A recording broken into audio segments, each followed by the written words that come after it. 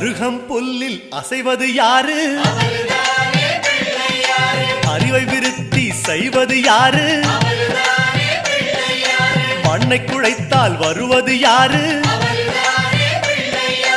மண்ணை காக்கும் சாமியும் யாரு? வெள்ளையருக்கில் உள்ளது யாரு? வெற்றி கொடுக்கும் நாயகன் யாரு? முன்னே வந்த சாமியும் யாரு? அவரும் வாழ்வது எங்கே கூறு?